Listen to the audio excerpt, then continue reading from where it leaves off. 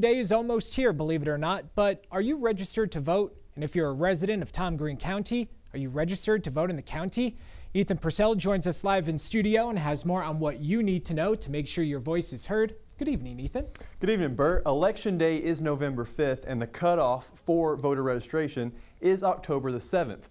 Fox West Texas spoke to an election official today about not only the importance of registering, but where you're registered and the accuracy of your registration. So this will be for the ballots.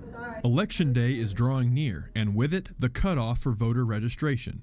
And while being registered is important, your registration in your current county of residence is also a big deal. You need to be registered in the county where you plan to vote, and if you haven't gotten that done by 30 days before an election, then it certainly would prohibit you being able to vote where you plan to vote. But Hudson says that's not the end of the road. You might be registered to vote in another Texas county, and because the upcoming election concerns more than just Tom Green County issues, you might be eligible for a limited ballot. And what that means is they could come into our early voting location, the main office, during early voting only.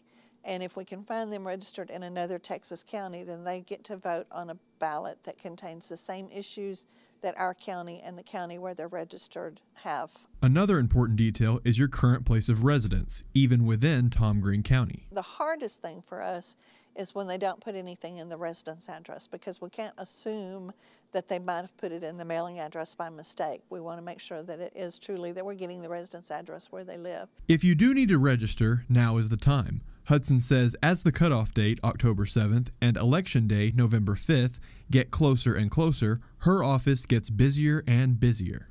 So we process them as soon as we can. But the thing is, if they're postmarked or they're in the office and everything goes through fine, then they'll be eligible for the election. So if we get it by the 7th, we should be fine. If you're still not registered to vote, again, the deadline for voter registration is October 7th.